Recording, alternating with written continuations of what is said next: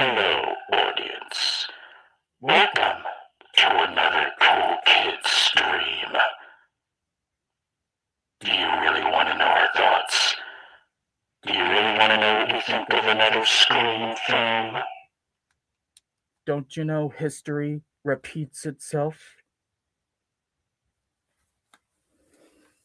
Huzzah!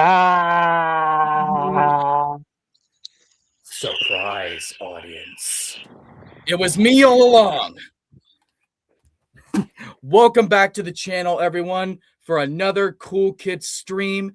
I'm joined by my usual suspects. Today, we will be talking about Scream 7.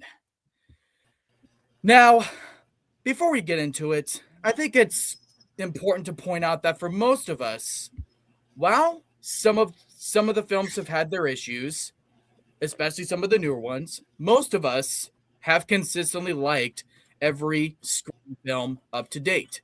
It's been one of the more consistent and quality franchises within the horror genre.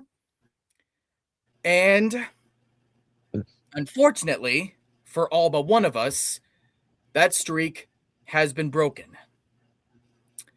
Now, let's get into it. Y'all know who we are. You know how we roll. So, let's do it.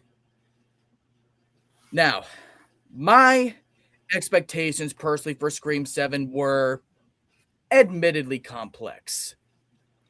Scream is my second favorite horror franchise of all time, and generally among my top 10 franchises, period. I've liked every Scream movie up to this point, flaws and all. And obviously this film has had a less than ideal development with a lot of behind the scenes drama. We won't go over the political parts, but I do want to say that I do think it was scummy how they treated and fired Melissa Barrera. I do not agree with those choices. It was scummy what they did. But that being said, I was still willing to have faith in how they would pull things together and craft a story that, while not obviously the original plan for Scream 7, it would still feel like something that would still feel like a genuine effort to continue the story and expand the lore and characters. And them choosing to build off of what Scream 6 established with Sydney moving to a new town with her family, that genuinely had me excited. I genuinely thought there was meat on the bone there. I think there was genuinely something to explore.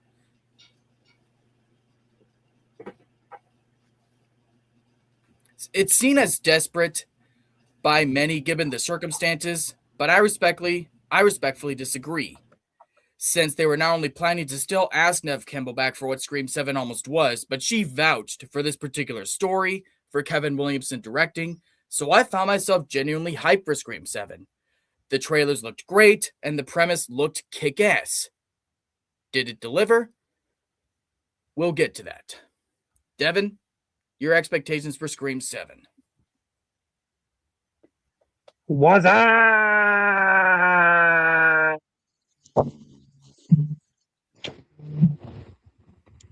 Was hoping everyone else would join in, but okay.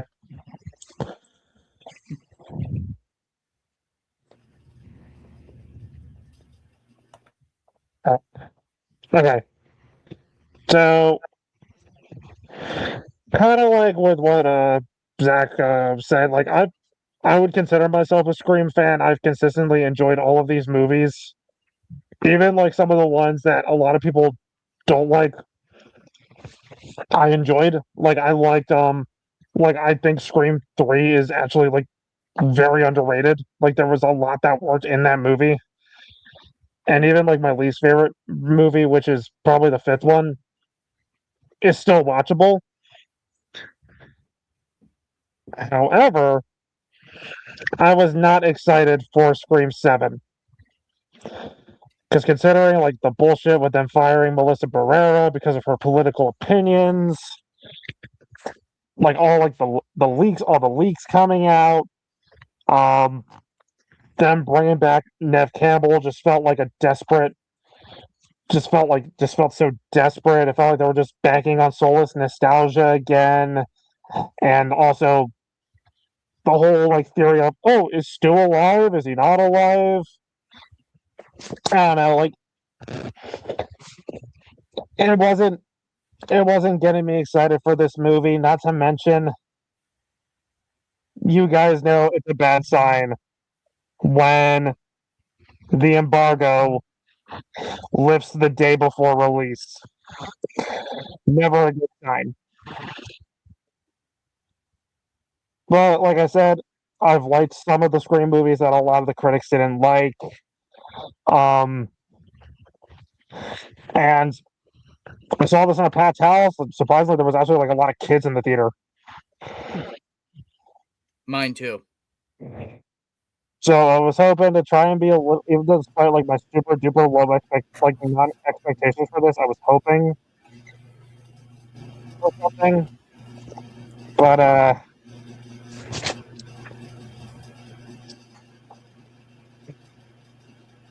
I'm done. Okay. Rob, Okay. So let me start off by saying that while not my favorite horror franchise of all time, I have enjoyed and or loved every single entry in this franchise. There are some that are better than others, sure, but I do agree that 1 through 6, Screams 1 through 6 has been consistently entertaining at the very least. Um, so my expectations were pretty low, seeing how the controversy that happened with Melissa Morera's firing, the how the actress that played what's her name from the fifth and sixth one, I can't remember, and Jenna Ortega, like them pretty much dropping out. You talking about Melissa Barrera? Yeah. I'm sorry, Melissa Barrera and Jenna Ortega pretty much dropping out. The original director dropping out. Just bringing back Nev Campbell, even though she really didn't. She was kind of done with this franchise after 5. It just seems like it all screamed desperation. And besides, another thing I had is it seemed like there was not really much left to talk about in terms of meta commentary. The one thing that makes a lot of these movies so great and good, it's just the fact that it pretty much pokes fun at a lot of the meta commentary. You got the first one, which was it was poking fun at the cliches in horror films. You got the second one, which was poking fun at sequels. Third one, which was poking fun at trilogies. Fourth one, which was poking fun of remakes. The fifth one, which was poking fun of requels. And then you got the sixth one, which was just do like franchises. So yep, and it seemed like fandom from 5 too. Yeah. And it seemed like there wasn't really, they've done literally everything under the sun. So what more could they pretty much explore on? And that was honestly my biggest worry, is because it seems like at this point it would be like scraping the bottom of the barrel. But I was still willing to be an open mind. I end up seeing this like right after work, because, I get off at work at my new job at 10 o'clock at night. And it was a 15-minute drive, so I missed most of the trailers, though, but I didn't miss any of the movie. My theater wasn't like super packed, but then again, keep in mind, this was like 10 o'clock at night, so of course there's not going to be so many people there. So, but and I'll get to my thoughts later on. All right, Rome, my man. So I've had no expectations going into this movie. I mean, when you hear a lot of the drama from behind the scenes with Melissa Barrera stuff, switching directors, rewriting the scripts, different writers, just so much going on behind the scenes where they have to be like, we're going to bring Matthew Lillard back. We're going to try to bring Patrick Dempsey back. We're going to try to do A, B, C, D. And, the writing was on the wall that Scream 7 was going to be a clusterfuck. So I had any expectations. I figured, you know what, just entertain me. Give me a couple of good, slasher scenes, a couple of cool ghost face moments. I'm not really asking for much. But this movie, there was no clear, like, there's no rules explained. There's really nothing, like, why is Ghostface back? What's the motive? And I think they really failed at a lot of those things in this movie. But yeah, no expectations. Yep. Now, I normally don't bring this stuff up, but I think it's important to bring this up because there's been so much drama behind the scenes of Scream 7. Our opinions on this movie positive or negative, do not reflect anything on the firing of Melissa Barrera or the returning of Nev Campbell. Our reviews, positive or negative, will not be overly negative, only out of because they fuck Melissa Barrera. This movie's going to suck either way. And it's not going to be overly glazed the movie out of support of Nev Campbell. Like, yeah, the true Scream Queen returns. I mean, we went into this movie hoping for something good, just hoping for another good Scream movie. And what did we think? Well, regardless of so let me say something extra. Regardless of what we think of this movie, I think we can all unanimously agree that that firing of Melissa McGregor was an absolute dick move. It was. Regardless of our thoughts on the final product, it was a dick move. Yep. Now, as I alluded to before, only one of us here liked Scream 7. And with us getting into our positives, I'm actually going to go last because what I have written down for positives is long. So I will let everyone else go with their positives, and I will go last. Devin. All right, so I did while I was watching the movie, I did write notes. And in terms of like my positives, I liked the opening scene at Stu's house. I thought that was actually a pretty decent start to the movie. Even though the trailers, kind of spoiled that. But I thought that whole sequence was pretty good. I even love how they did the whole like, oh, how old was Jason when he drowned? And I don't even go like, he was 11. Wrong answer. Like, Mm-hmm. So I thought that was a decent start. I liked the stage kill, like when the one chick is hanging from Phoebe Spangler. Yeah, like when she's hanging from the like the wires, mm-hmm. and her organs are like hanging out. I thought that was pretty neat. The kills I thought were pretty gnarly. There was even one that kind of reminded me of the infamous impaling scene from Cannibal Holocaust. Yes, that was my favorite in the movie. If you know what I'm talking about. Matthew Lillard's cameo, that was a lot of fun. But then again, like even if the movie sucks, Matthew Lillard is always going to be a blast to watch. As much as I love his movies, fuck you, Tarantino, for shitting on Matthew Lillard. You don't know what the fuck you're talking about. Like I said, even if the movie sucks, that dude is always going to be a blast to watch. Oh, hell yeah. And lastly, even though I did miss Sam and Tara, I'm glad Chad and Mindy stuck around, like, because those two were still as entertaining as always. Yeah. In terms of positive. Dr. Beltrami coming back, you gotta admit, that was some good shit. Yeah, score was fine, but other than that, that's basically all I got. Yeah. All right, Rob. All right. So for the positives, as Devin said before, Matthew Lillard, he's having a blast with this role. I do have a little bit of an issue with a little bit more, but I'll get to that for my mix. But Matthew Lillard, he's fun to watch. I don't like the live action Scooby-Doo movies. I'm not a fan of the Five Nights at Freddy's movies, but I will admit Matthew Lillard is still fun to watch regardless. So he's fun to watch, and I will give it that it did have a couple of cool kills. So I will give it that. Like where McKenna Grace was pretty much in the stage play rehearsal, and then she's flying around and Ghostface just cuts her open. You just see like the intestines start falling out, kind of thing. I'll admit that was pretty cool. And the one at the bar with the beer dispenser, where they just where the Ghostface killer just places his head, like he just pulls his head, like, I mean, I haven't seen Cannibal Holocaust, so I really can't say anything about that. So, but I mean, I will admit that was a cool kill. I mean, the opening, I guess, was fine, but again, I'll get more of that into my mixed. So, but kind of thing. Yeah, I'm sorry, I'm not really having, as you could tell, I don't really have too many positives. So, it happens. What can you do, man? So my positive is very similar to Rob's and Devin.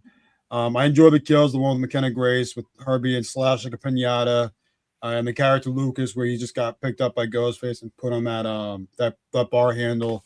The crowd had the same reaction, just like, oh, okay, like it was, Matthew Lillard just stole the whole movie, even though he was FaceTiming with Sydney.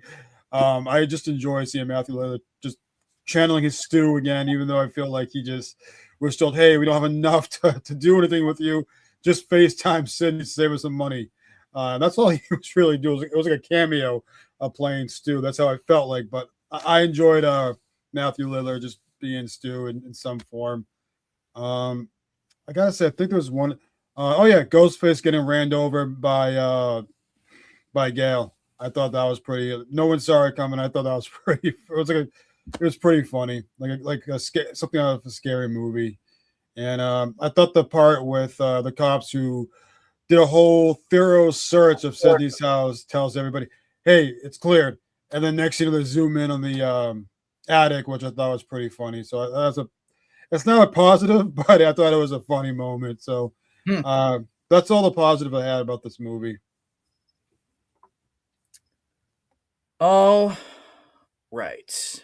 As you could probably tell, I am the one who really, really enjoyed Scream 7. While I found myself now keeping prepared for my positives, what I have written down, this is going to be long, but I'll power through it. While I found myself not knowing what to think of it on first watch, and it took watching it twice back-to-back on opening day to give me some clarity, I'm happy to say that I overall walked out satisfied. As mentioned before, the premise of building off of what Scream 6 established was Sydney moving away, living in a new town with her family. Whether this was specifically intentional on Kevin Williamson's part, it genuinely felt full circle to me. Seeing Sydney go from victim who watched her mother die to now being a mother, protecting her family, it felt full circle to me. The mother-daughter aspect was explored real effectively, and the conflict felt natural and believable, with Sydney not willing to open up to Tatum about her past, and of course not trusting her boyfriend. I personally never suspected the boyfriend. It would have been beyond played out and tired, but on a character level, I bought why Sydney wouldn't trust him. Plus, Nev's performance was incredible. Viewed somehow by some people as tired and not wanting to be there, but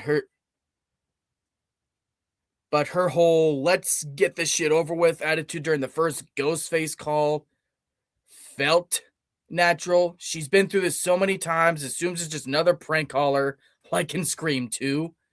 But she takes this shit seriously once she realizes it's clear her and her family are in danger. Tatum was a great character as well. Very clearly loves her mother, wants to bond with her about her past and be a fighter, but showed justified frustration at some of her mother's actions.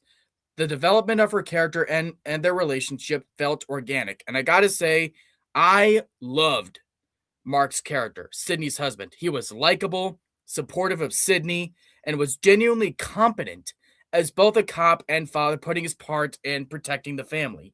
He could hold his own against Ghostface and mostly made smart choices.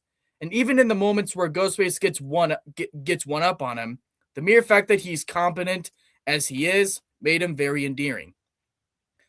Tatum's boyfriend and overall group of friends I thought were very likable too. Her boyfriend Ben was honestly very sweet and supportive, and I genuinely felt pretty horrible when he died. Hannah, while a brief role from McKenna Grace, was memorable and arguably had the most visually memorable death, being gutted on the stage. Chloe was a fun, likable, carefree type that I did want more of.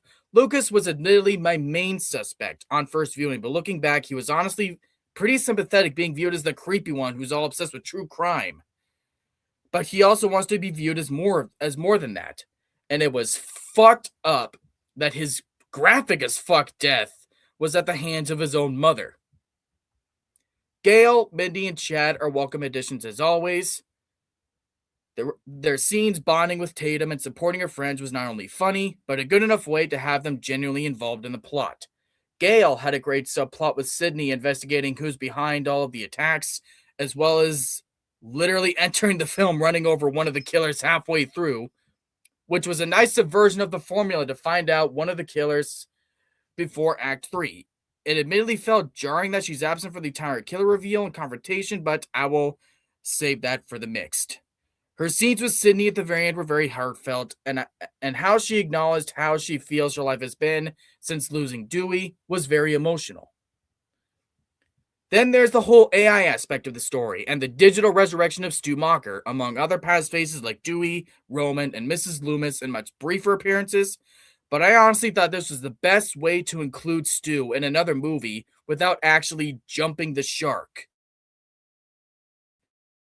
and risking breaking the law by having him actually be alive. The killer's whole angle of using this AI tech to taunt and torment Sydney, I thought was genuinely diabolical. Matthew Lillard clearly having a blast returning to this character, and some of his lines were a delicious mix of demented, hilarious, and dark, especially where he's like, "Your daughter's breaking curfew. She's such a bad bitch. I'm gonna punish her." Hilarious. It's impossible to hate Matthew Lillard. Like, am I wrong? And I'll admit, they genuinely had me fooled and buying that Stu is actually gonna still be alive.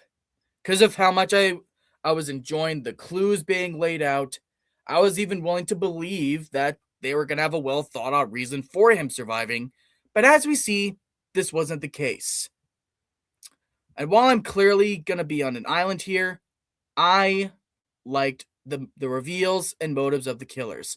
The asylum orderly, Marco, was admittedly the more random of the two, maybe the most random Ghostface reveal of the entire franchise. But some Ghostface reveals in past films that I found to be pretty random, I can still enjoy depending so long as I enjoy the performance of the actor. And on that front, I feel Marco fits comfortably in that camp. Though I did like his AI background and his whole, you didn't really think it was Stu, did you? That would be absurd. That would be absurd. I mean, he's dead. Like, though it was a line that was a clever jab at the Stu cultists among the fandom. I like the cheeky jabs there. Like they knew what they were doing.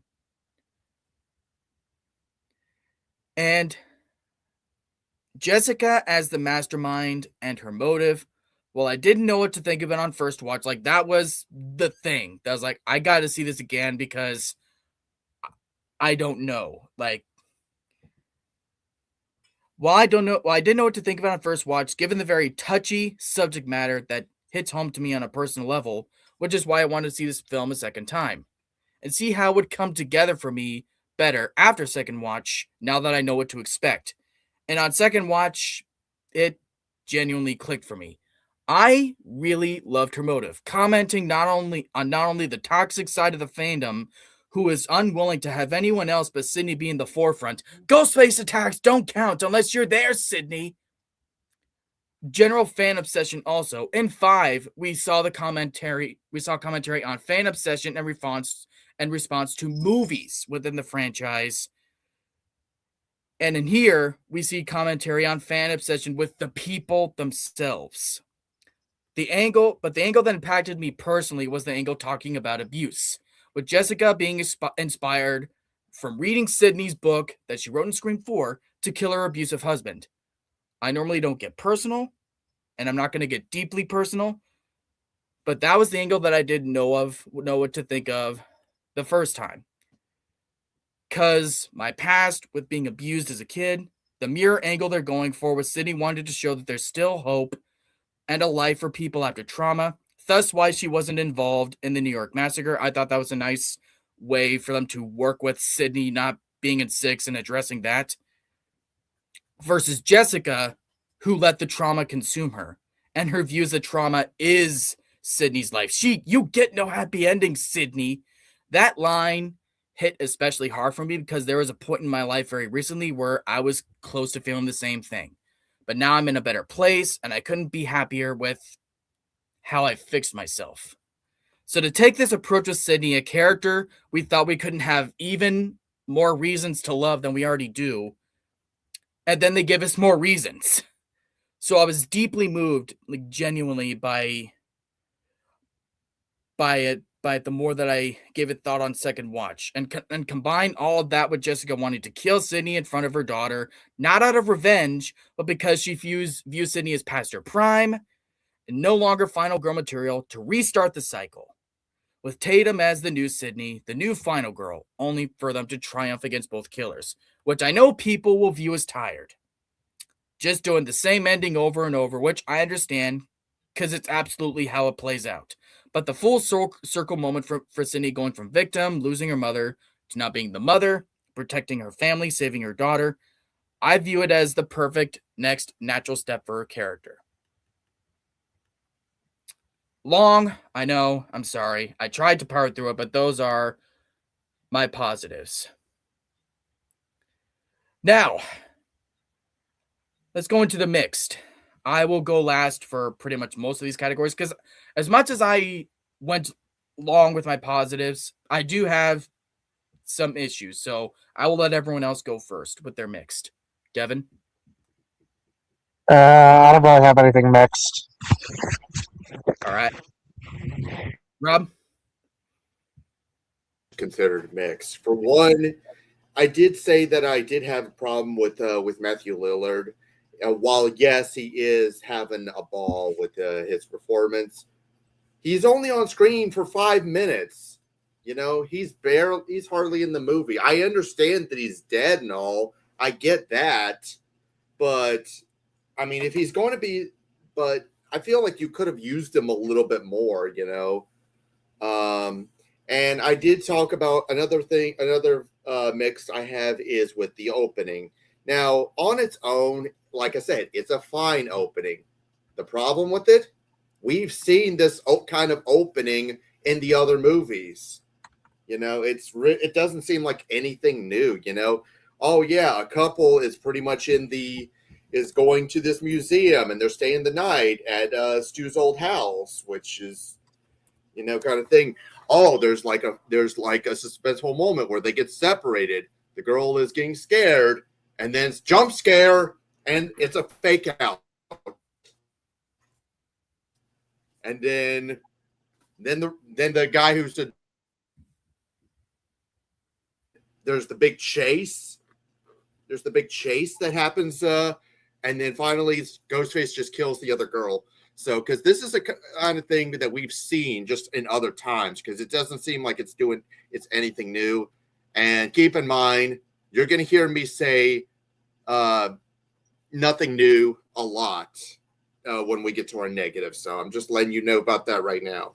So that's all I got.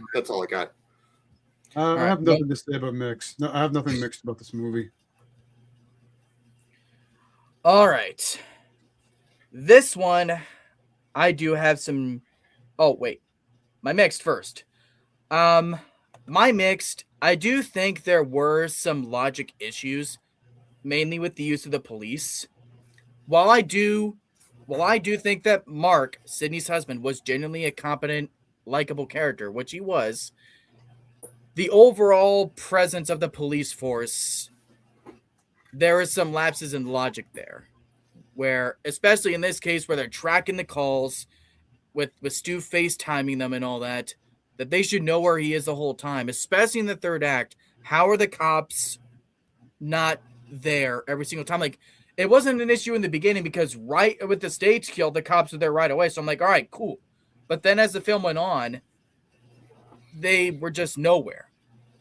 What the fuck was happening? I know there was a lockdown, that the town was on lockdown halfway through the movie, but we saw that there were still police patrolling the streets. So where the fuck were they? And as much as I do like Gail, Mindy, and Chad's roles in this, like I do, especially Mindy and Chad's roles, I like how they integrated with Tatum and interrogating her whole friend group. That was a good scene to me. Like that really captured the spirits of their characters. It felt in line for them. But it's something I got to bring up. Something I liked in Scream 6 was, especially with Chad, I loved how competent Chad was. Like, he could hold his own against Ghostface, but both him and Mindy are taken out just like that in this one. Like, I mean, I know Chad not more so in this one because he was already stabbed, so he was already down. But Mindy especially didn't get to do shit. And Gail, where the fuck was she in the third act? Because as much as I like most of her subplot in this with helping Sydney investigate, and I do like how she addresses Dewey's death. I do think that was an emotional scene. Like, I just tell myself I'm all right 500 times a day. Like that's some good shit. That's some emotional stuff. That this feels right for Gail. But then on the flip side, why the fuck are you bringing up her kids? She's clearly uncomfortable. This is dangerous. It could put even her other kids who are out of state in more danger. So I don't get what Gail was trying to go for. I know it's basically instinct for her to go deep, ask those questions, and outside of people's comfort zone. But at this point, with everything she's went through with Sydney, she should know better with certain things, even though she's had this development. Yes. I know why she did it. Gail's just a bitch. Oh, we've known that for 7 movies. Yeah, but yes. Gail's a cunt. That's why. And so I am admittedly mixed on Gail's uses in this film. It's technically I like more than what I dislike, but the dislikes in this are on par with Scream 6, unfortunately. You know what my issue was with that film? She wrote a book about what happened, even though she said she wasn't going to the end of 5, yada, yada, yada. She's doing similar shit in this film, and it's like, yeah, so I'm very mixed on Gail. So those are my mixed aspects. Now, we will move on to the negatives, which I will bring these up also because I do have some negatives.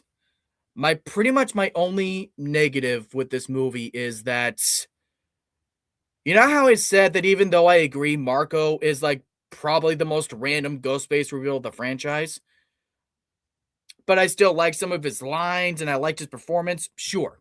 Like, it wasn't great or one of the best ones or anything, but I was enjoying his sort of presence and kind of his humor. But I don't like when some of these Scream movies take out some of the other killers right away. I didn't mind it so much in Scream 4 when Jill killed Charlie because that was all part of her plan, and I like that aspect because what the media likes is a true survivor. So I get that she backstabbed him, but in here it's like he just gets shot in the head, gets nothing to do. When if you do the math in this film as far as which Ghostface is where, he had some of the most imposing, intimidating Ghostface moments and possibly some of the most graphic kills.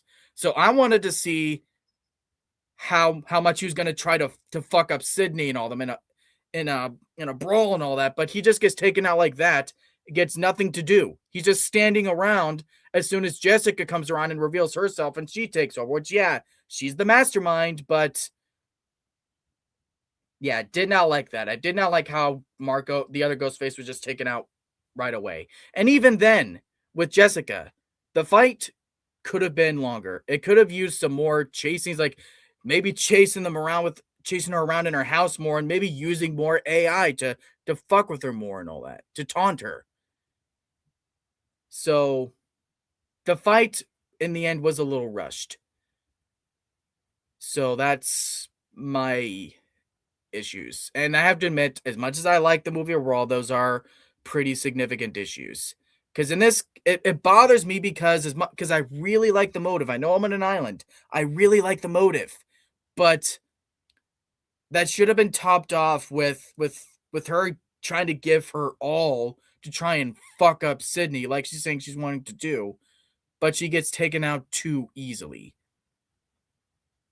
And I got to compare this to Scream 2 because I think Scream 2 has one of the best paced final fights in the franchise.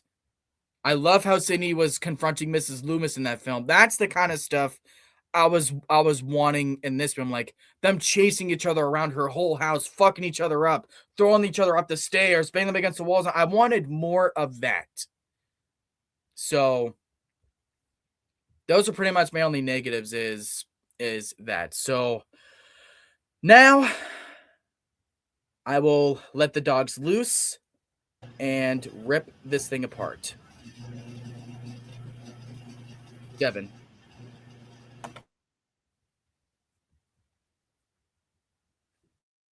All right. My negatives. Where to begin?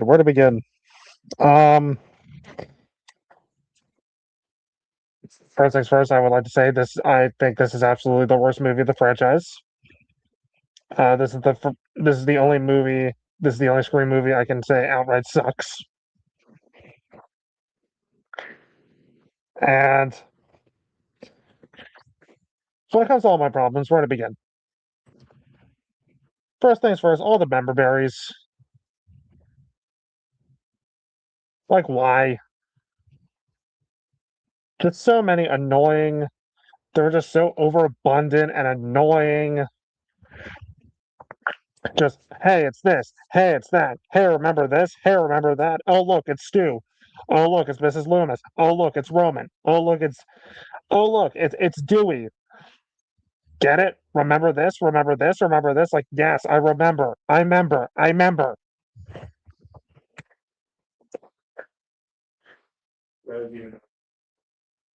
Nostalgia doesn't automatically equal a good movie. It doesn't. Story comes first. Story comes first, but for certain movies, nostalgia comes first. I thought the story was nothing special. It was very generic, very predictable. We have the whole overprotective mom and rebellious teenager shit. Like, no, don't do this. I could do this, Mom. I know you could do it. Like, how many fucking times have we seen this? Like, come on. Like, what was the point of Gail being in this movie? She served no fucking purpose. The only reason she was in this movie is because it's Scream. And not to mention, like, what is up with this character's fucking plot armor? Like, she lives in every single movie. Like, why can't we just fucking kill her? You kill off Dewey, yet this bitch still gets to live? Like, she serves no point in this movie other than, hey, it's a Scream movie. We need to have Gail because she just straight up, she shows up, then she disappears for a long period of time, and then she shows up again. Like, there's too many characters showing up, disappearing, and then brought back just when the plot demands it. Like, she's so pointless here. And she's still a bitch because it's Gil Weathers. There's no risks taken with this movie. Nothing new is being said. It's about AI. Okay, add it to the list. How many fucking movies talk about the dangers of AI now? We all know AI is bad. Like, come on. Even though there were cool kills in this, the CGI blood takes me out of it. Like, why not just go back to the old days? Use corn syrup. Same thing they use for pig's blood and carry. Like, in this movie, it also retreads on so much from the previous movies. The killers. This is easily the most underwhelming killer reveal in the franchise. But then again, I'm one of the few people that thinks Billy Stu being the killer was dumb and way too obvious. Like, even as a 7-year-old, I called that twist without even looking up anything about the movie. Because you have one guy who's in one scene, and then you have one woman who has crazy bitch written all over her face, and her motive is I want to be the new Sydney.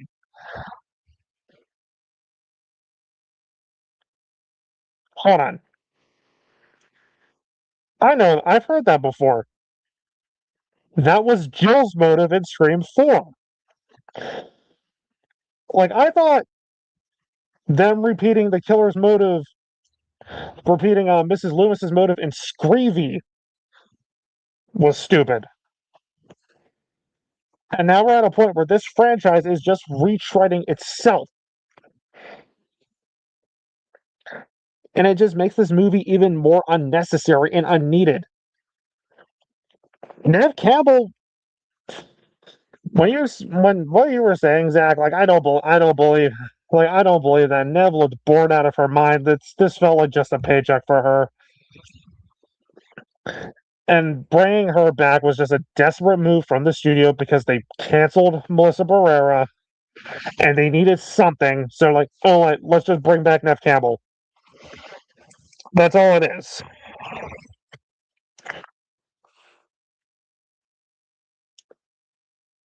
Like, I don't get this movie. Like, I don't understand what the fucking point of this was.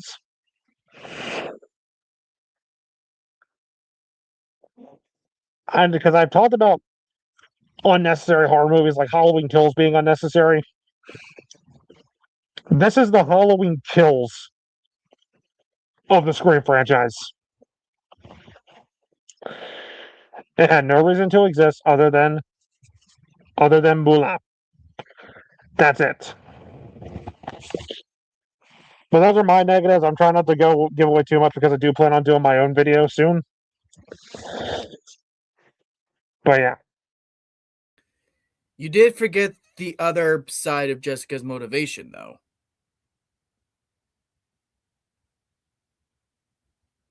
That was her name? Yeah, Jessica. The whole angle with she wasn't the one. I'm not bashing your opinion. I'm just saying, like, it wasn't that she wanted to be the new Sydney. It was just the fact that she feels Sydney is past her prime, kill Sydney in front of her daughter, traumatize her, restart the cycle of trauma, and make Tatum the new final girl. Which, if that's still stupid to you also, fair enough. I just figured that was the context of that also. It is. Not by the way, you're not wrong. I was just, you know. By the way, before I start, I did make a joke in the private chat. I just said Jill's motive is the theme song to Total Drama Island.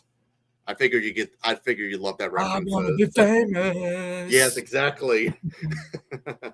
All right. Anyway, so my negatives. Where do I start? Okay. First of all, as I do agree with a lot of the points that Devin makes. You know, I do.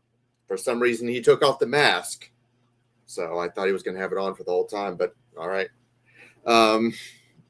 But anyway, a lot of the points that he makes. He was my partner all along. He did it too. Okay, but it was way too hot, that thing. Well, I would assume it'd be hard to breathe in that if you had it on for a whole hour. So, anyway, I do, as I'm saying, like a lot of the points, I do agree with Devin. You know, Nev Campbell, she honestly just sounds so bored to be here. I get that this was a story she really wanted to get out. I appreciate that she wanted to get it out to the public. You know, get off the ground, things like that. But she could still try like she gives a damn about a performance. You know, she just sounds like she's foaming it in. You know, she doesn't seem like she's really interested in being here. And that could be said for a lot of the other cast members. A lot of these people, they don't seem like they're tired. I'm even questioning if Roger Jackson even cared about being in this at all. You know. And Gail serves absolutely no, like, Gail was useless in this movie. You know, she did not need to be here. I mean, yes, she did. She was able to just like run over that Ghostface killer, like when she was in like halfway through and all. But that could have happened but that could have been like anything. You could have got some rando just accidentally running him over with a car, or you know, maybe like someone shoots him. You know, that could have been anything. Gail did not need to be in this movie at all.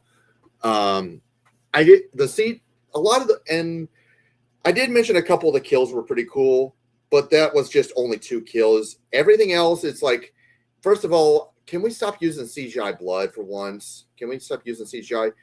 And another problem is that the other kills are just your generic, boring, stabby wabby kind of kills. You know, that's exactly what that is a cool kids term. Patent pending, copyright pending. Don't even think about it, viewers. But everything else is just like generic, forgettable, stab with a knife kind of thing. It's just like how many times? That's just so boring, you know. And I also have some problems with certain plot points are pretty much brought up and then they go absolutely nowhere. The one example I can think of, and you've already mentioned, and if you haven't seen by now, spoilers, because I am going to spoil part of this movie. But then again, I'm assuming you didn't read the title of this video. The boyfriend was the one that defaced the AI messages of Stu. You would think he was one of the killers, right? Or he had some kind of connection to the killers. Nope. They just do nothing with it. You know, they never explain why he has this kind of connection. You know, why is he doing this? It's like if he was a Ghostface killer, I can understand. Sure, it would have been stupid and obvious, but it would have at least made sense. But he creates these. The girlfriend runs away. The daughter runs away, and then he's disappeared. And then he comes back into the frame to apologize, only to get killed by one of the Ghostface killers. You know, it's like you set things up and then they just go absolutely nowhere. You know, that was honestly, and as Devin said, the idea of AI could have been cool if it wasn't for the fact that it's been done to death. I mean, we've seen, like, I'll even say this, Good Luck, Have Fun, Don't Die did a much better job at explaining like the dangers of AI, you know? And by the way, Zach, you're pointing the wrong way. It's mirrored. You got to point the other way. There you go. Perfect. I just had to point that out. So just so it doesn't look like you're pointing to the wall, you know? But anyway, the idea of AI, that's been done before, you know? That's been done before. We've seen this. Hell, we've seen AI, the dangers of AI done in Mitchell's vs. the Machines, and that was 5 years ago. We've seen this kind of thing. This is nothing new. And plus, you know, if you also want to think about it, in this franchise, the voice changer in Scream 3. Yeah. But these ideas have been done. The story is just kind of generic. Kind of there. This is all stuff we've seen before. There's nothing new with this movie that you haven't seen better in the other movies. It just kind of goes with using the formula, you know. It's just repeating the same cycles that the films did, and it gets tired and boring. And there was something else I was going to. I think that might have been it. I'm just trying to think on what other problems, because I pretty much went through everything. I think I don't really know if there is, then I'll bring it up. So I'm just not coming to my mind. So now I will let Rome go first, and then I'll bring up some points. Thank you. So I guess my negative is the fact that this movie should not exist at all. There's a lot of bad writing, bad performances. No one cared about anything about doing this movie. You know this movie is going to be bad when they're trying to reenact the scene of Billy Loomis coming in from the window. You know, the boyfriend coming in from the window. Tatum's boyfriend coming in through the window like Billy Loomis and trying to recreate a scene you saw from the first movie. That's all this movie was, just trying to recreate stuff that you remembered for nostalgic purposes. I thought the reveals was just like a straight out of a Scooby Doo episode. You know, it's just two people trying to channel their Stu and Billy performances from the first movie. It's just like, it's just so bad. It's like, why are we doing this movie? I feel like the franchise now is turning into the Friday the 13th of like B-list movies that you just don't care for. You just look there for the kills and that's it.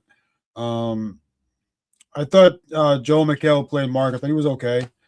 But he was but again, another character that was wasted. Any new characters you brought in, you just kind of like wasted them or killed them off. I'm still trying to figure out why Chad and Mindy survived. They should have been killed in 7 as well. I feel like I said, there's just nothing about this movie that says why should it exist. Easily one of the worst, if not the worst, in the franchise.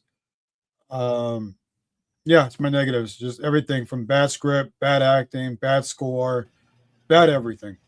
This movie should not exist, and it's this might kill. I don't think it'll kill the franchise because it's gonna make a lot of money, but it's on its way to being another Friday the 13th franchise where you're just gonna crank out low budget movies that just don't make sense with actors who you'll never see again. That's it. Boy, one more thing before you get to it, because I forgot to mention this. I forgot to talk about the reveals. My God, how did I forget about that? All right, so for my opinion, one was random and the other was obvious. Well, thank you for taking the words out of my mouth. Yes, the chick that was the neighbor, that was honestly pretty obvious. I kind of figured that out already. However, the other one was just so random and stupid. It came out of nowhere. Oh, you mean the guy that was on screen for like 5 minutes was the killer? Even though there was like no build up to him whatsoever. Robs, I was trying to figure out who the fuck is this guy. Like, at least with Roman, he was the guy who worked at that mental hospital. Like at least with Roman in 3, he was in the movie, and despite not having any scenes with Sydney, so there's no emotional impact there for her. He was in the movie, so it doesn't exactly. He interacted with the characters. Yeah. This dude only has one fucking part. And then he disappears, and then he comes back when the plot demands it. Yep. And pretty much like hot take, Roman is so underrated. I don't care what people say. Yeah, but I found the reveal for that guy is just like, just kind of out of nowhere. Like, honestly, I don't mind, right? Like, I'm glad that they didn't make that obvious, but then again, they didn't build them up. You honestly kind of forgot about that guy as soon as their killers reveal themselves. You forgot about them completely, and that's it's okay to have. I'm like, it's okay to have one killer. The last couple of movies you revealed multiple killers. Like, just go back and have one killer. It's okay to do a simple story. You don't have to be, over creative and try to do something you haven't seen before with these movies. Just stick to the simple formula. Actually, the more I think about it, only out of all these Scream movies, only one had one killer, and that's the third one. Yeah, the third one was the only one that only had one killer in it. Yeah, and even then, 3 was gonna have 2. I don't know if y'all know this, but 2 ideas they had were that one idea was that the other killer was gonna be Kincaid, and that they were gonna be twin brothers, both wanting revenge on Sydney for the same reasons. And the other thing they almost went with, which was the closest that they had to being in the movie before it was changed, was Angelina, the actor playing the lookalike Sydney. I don't know. I know Scream 3, there was so many different ideas, they scrapped them. I mean, yeah, you talked to Matthew Lillard, the idea that they had that they were going to bring him back as Stu, and that got wiped because of the Columbia Combine thing that happened. Yep. Yeah. So. Again, I brought it up. The idea of goofy, my mom and dad are going to be so mad at me. You hit me with the phone, Dick Stu. being a criminal mastermind is so stupid to me. I did like a lot of the calls, like, it's showtime, bitch. Like, that was it. He had some good lines in this movie, not gonna lie. Like, I mean, the dude's motive was peer pressure. Peer pressure. Hey, he was just nuts. Did you really call the police? You bet your ass I did. Yeah. My mom and dad are gonna be so mad at me. That was a great scene. I'm sorry, but only Matthew Lillard could pull that off. My favorite, with the phone, Dick. My favorite though is like, watch a few movies, take a few notes. It was fun. It was fun. Hey, Zach, I'm gonna grab a beer. You want anything? Yeah, sure. Yeah, sure. I'll be right back. Oh, big no. Yeah, see, you break the rules, you're gonna fucking die. All right, yeah, I'll see you in the kitchen with a knife. But to counter some of your points, not counter them, but my only guess with the boyfriend is that because they had this scene in the bar earlier where he was looking over some of the photos, like, look at the lighting is consistent and all that. Maybe this could be really, that scene. My only guess is that because they established here that he was also a techie. So my only guess is that he was curious, looking into deepfake technology to check and to see if all that was deepfaked, and he just got caught in the wrong moment. Similar to how, Derek in Scream 2, he didn't get a chance to explain himself before getting killed. I think it was just, I feel like it could be interpreted as just unfortunate circumstance, if anything. Because if you gotta consider, like, if he were the killer, wouldn't they have, even with killing him, wouldn't they have said that he was in on it with them? They would have, yeah, kind of thing. Or at least if they didn't, they would have hinted at it. Maybe he had like a Scream mask in his pocket or something. Yeah. But even then, it's like, for all the red herrings that I did have in this movie, is like, there were just some of the obvious ones. Like, for me, it's like, there's no way that they were going to even think about having it be the boyfriend again, because that's, like, just as tired as the revenge motives that, like, I thought it was dumb to repeat it in Scream 6. With the family wanting revenge, it would have been beyond played out to do the boyfriend again. You know what? I just thought of another plot point that it went absolutely nowhere. I'm not gonna lie, I just thought of it. So remember when in the middle of the movie where they had the Ghostface killer chasing them, and then Gale runs him over, and it was revealed to be some guy that was like on the street or something. Like, I don't even remember him. Yeah, like he grabbed a cop. It's like where does he even fit into this? What was his motive? It went absolutely nowhere. And plus, especially if you factor in that there's no way, if you factor in that guy was probably the killer in the opening, because there's no way it could have been the orderly, because it would have been suspicious if he disappeared. It would have been suspicious if it was the woman who disappeared to do this. So it only could have been this other guy who per se killed. But even then, what was his motive? Why is he going on these killing sprees? My friend who I went and saw with, the most he could think of it is that they were just simply using him as a pawn to keep themselves in or something. But even then, that's not fully fleshed out. No. Like, that idea could have been cool if they elaborated on that more, but they don't really bring that up in the movie. And another thing, I guess this adds to my negatives, is that while I'm overall mixed on the usage of Gale, a negative that I have with Gale is, like, a full negative, is that we've already brought up that it felt like she had no purpose in this. I feel like they could have fixed that with her actually having some fight with Ghostface. If not in the third act, just somewhere, because in Scream 6, her fight with Ghostface, this is one of the best scenes in the movie. I still don't understand why they can't just kill her. Yeah, maybe an 8. I'm guessing she's I don't know. She pretty much took some elixir and she got it, and she became immortal. Does Courtney Cox not do anything else outside of Scream? No, really, no.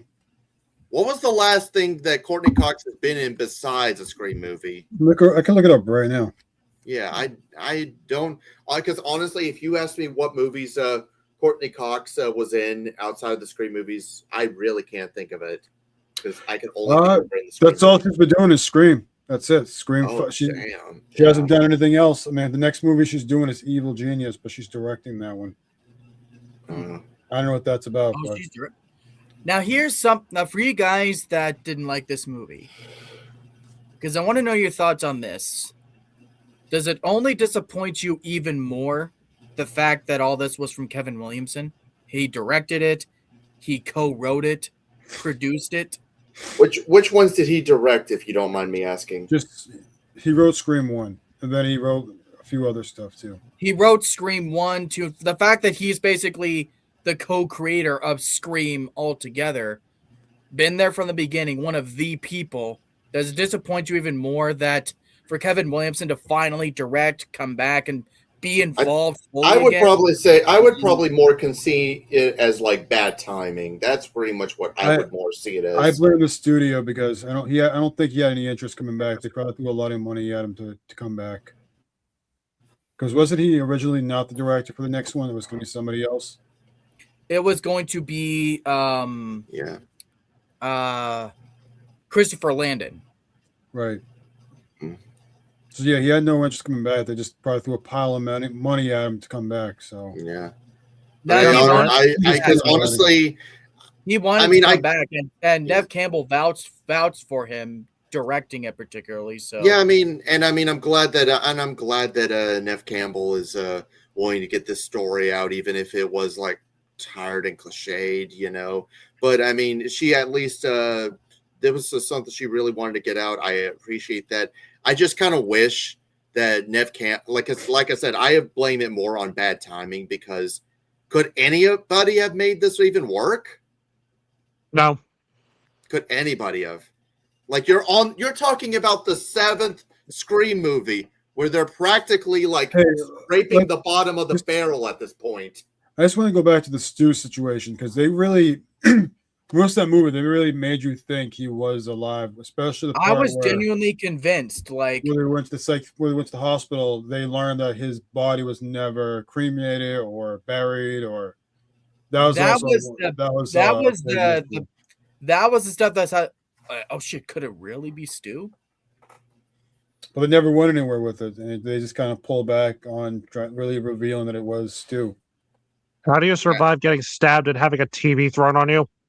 Exactly. I don't know. How much you want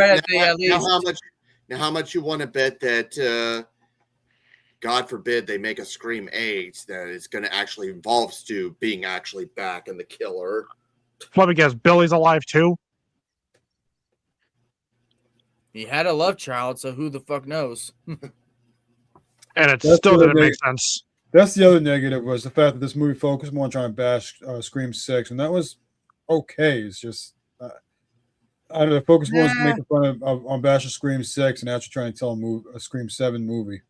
I don't feel like it was the bashing the people. It's like this felt like a commentary, because whereas 5 I said felt like a commentary on fandom response to movies, this one felt like a fandom response to people. Like say how someone could get overly obsessed with a person, an actor, or celebrity in real life. I felt like this was a commentary on that. Like Ghostface attacks don't count unless it's Sydney. I felt like they were commenting more on the people, the toxic side of that, rather than actually bashing the movie itself. It kind of came off like they were bashing Sick, at least for me. Or responding to, I don't know. Yeah. But I know there's a lot of issues behind the scenes, and I know Nev Campbell was probably threatened by a lot of people too, the whole Melissa Barrera thing. Yeah, Christopher Landon, I don't know if y'all know this, but it's a freaking story with him, because like he exited weeks before that official announcement had even come out, because they said that I'd already been out of the project for weeks because people were threatening not only me but my family, They said they knew where I lived. They were going to go after my family and my children, and they showed legit proof that they knew where we all lived. So the FBI had to come in and investigate all that shit. It got bad. Again, just like what I said about the Melissa Moreira firing, dick move. Dick move. Like, I'm just happy. Like, ever since she got fired, 2024, she starred in 2 solid movies. She starred in Abigail. I fucking loved that movie. And she was in Your Monster, and Your Monster was very, very good. Mm-hmm. Yeah, I'm glad that this hasn't. Whether or not she comes back to Scream, which I'd be surprised she would. Maybe if Spyglass and Paramount aren't involved. But if I were her, I wouldn't. But it's nice. I am glad that she still has a career overall.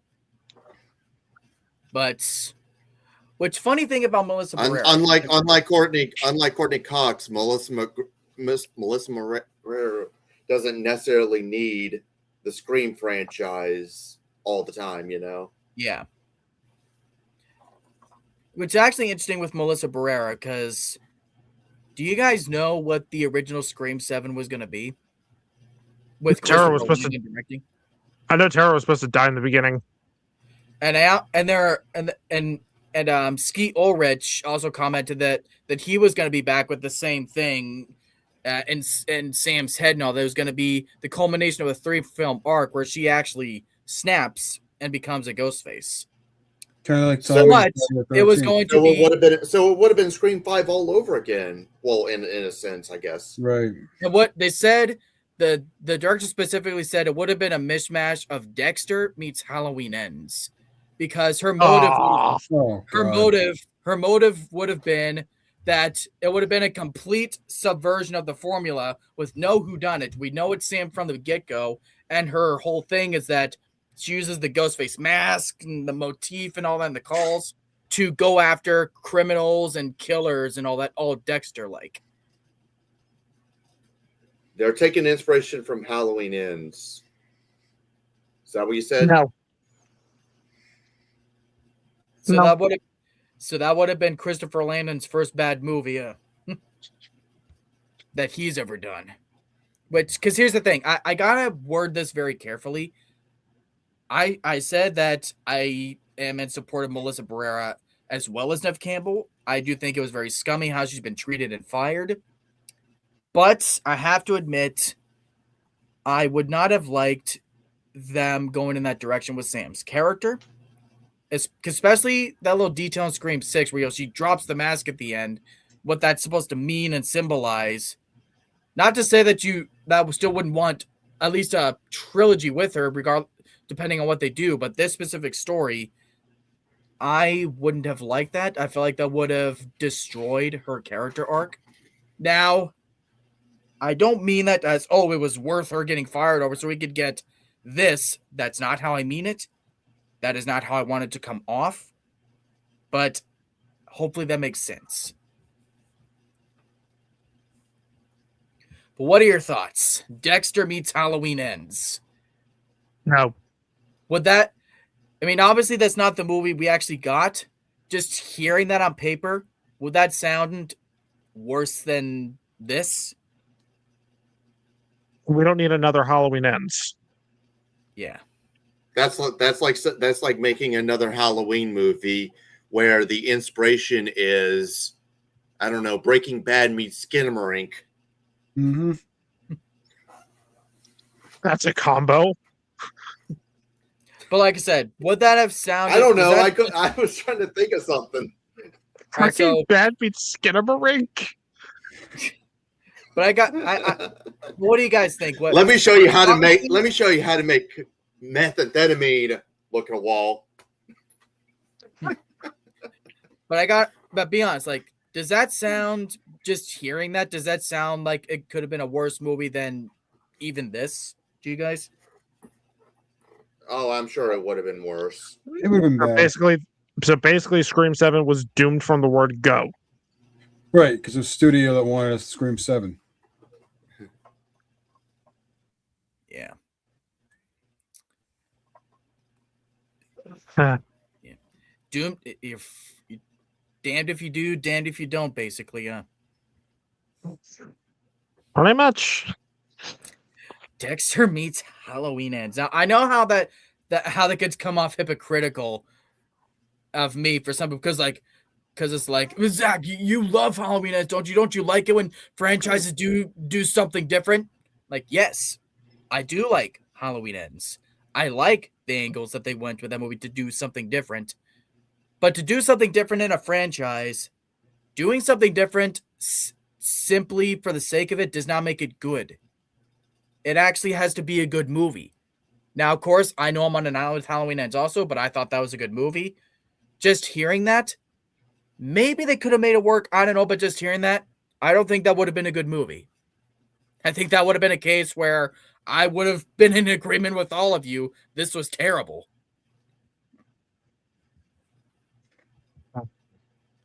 So yeah. Because, dude, I remember reading, like, this has to be a joke, right? Like, they would not be this stupid to take inspiration from a movie where, yes, some people I like it. But here's the thing, Devin, what is the majority of the fandom and most general audiences think of Halloween Ends? That it sucks. Yeah, general audiences didn't like Halloween Ends. They would have been shooting themselves in the foot there. Hey Zach. What if for Scream 8 they could take inspiration from Woman in the Yard?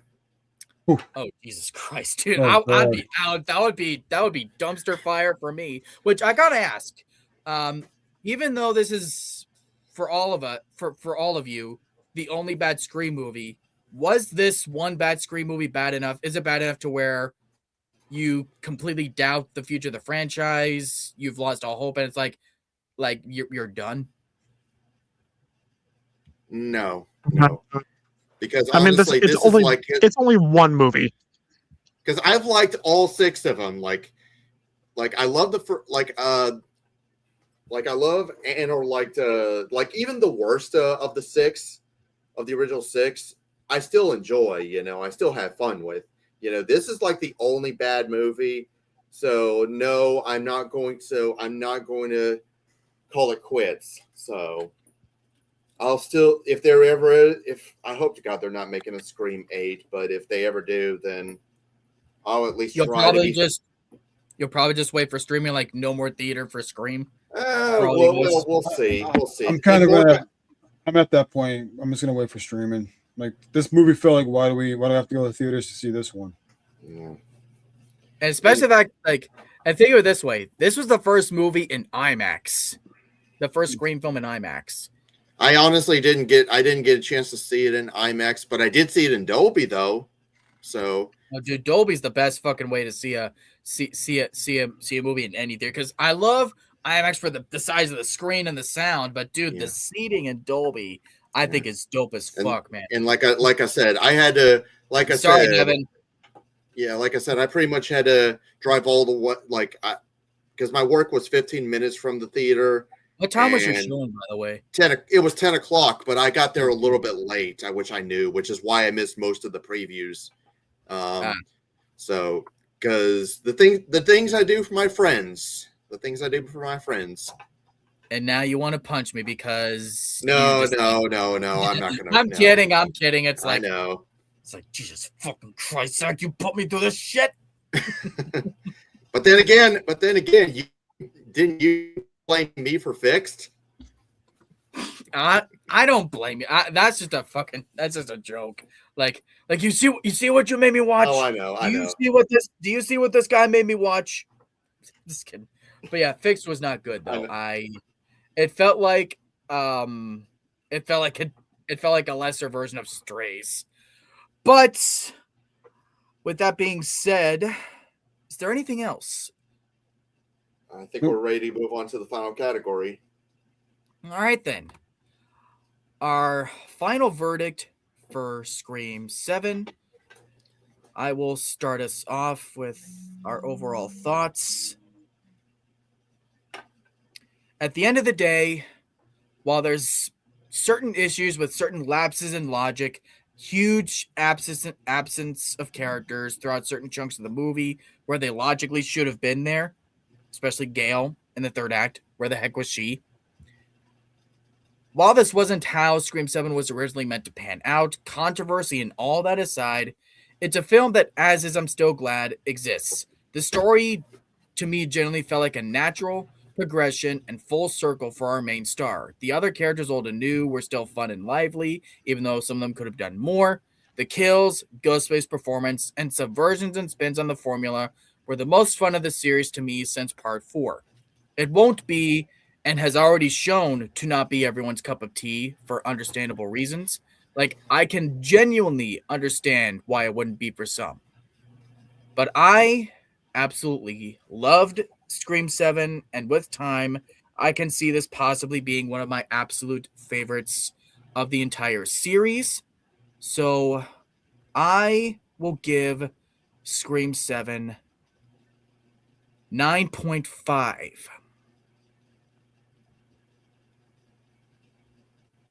I swear if it makes you feel any better, I will phantom zone myself if it makes y'all feel any better.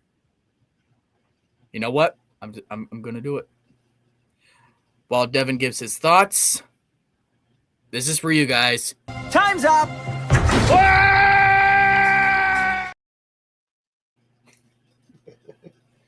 Yeah, you sit in the back and think about what you've done, boy. Right. Overall, my final thoughts on Scream 7 is I'm siding with the critics. This movie sucked. It adds nothing new to the franchise. It's very old and tired, and it retreads on stuff that's been done in other movies. It's very hollow. It's lifeless. It's just soulless, pandering nostalgia. Even if you're a Scream fan, I would say don't see it. And this is the first Scream movie I will not buy when it comes out on physical media. I'm giving this a 2 out of 10. Expect to see this on the worst of the year list.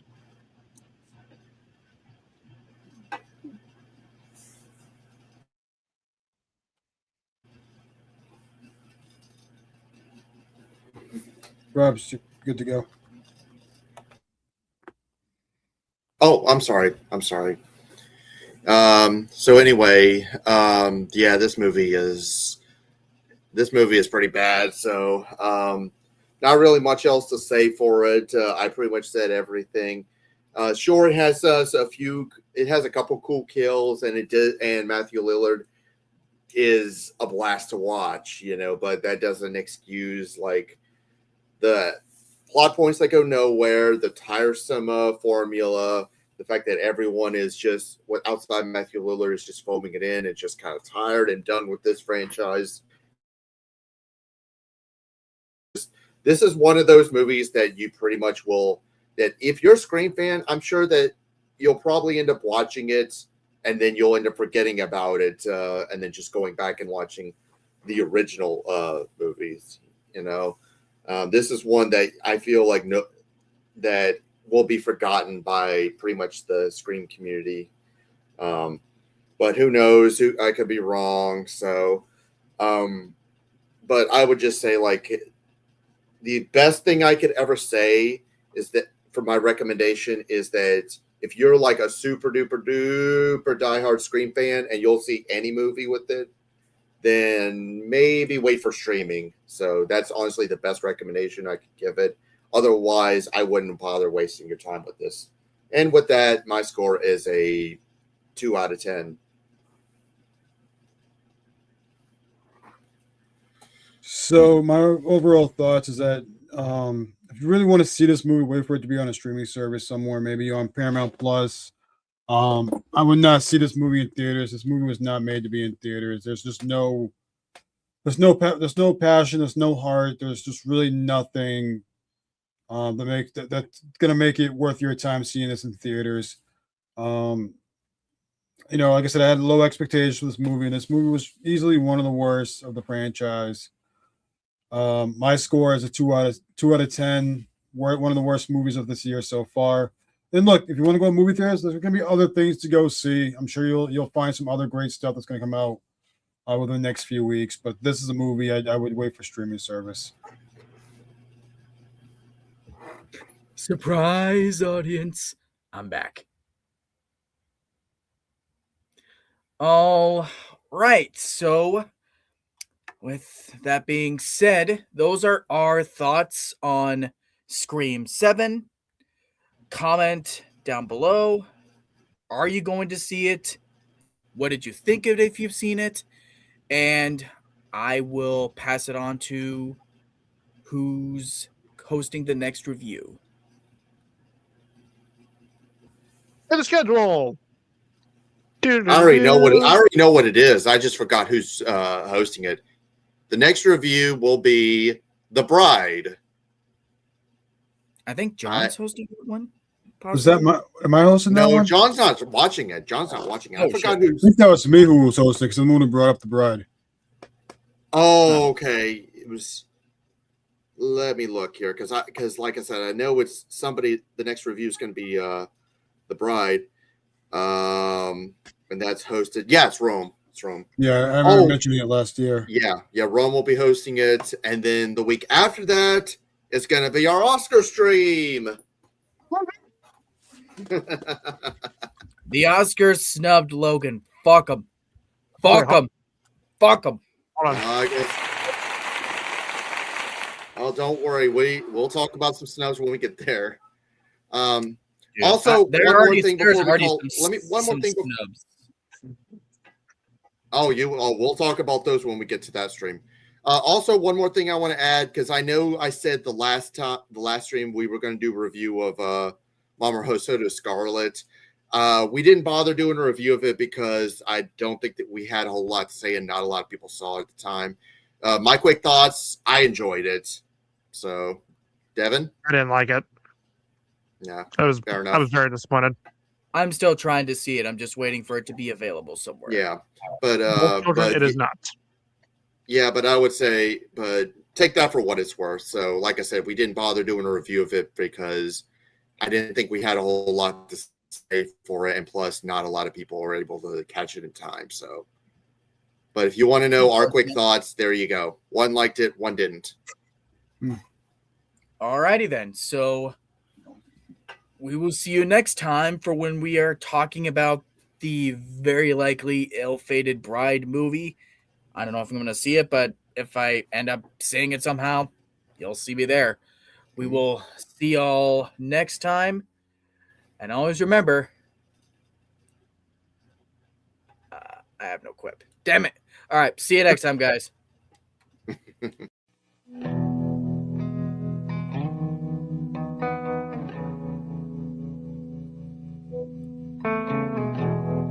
Once again, we have come to the world. Go out and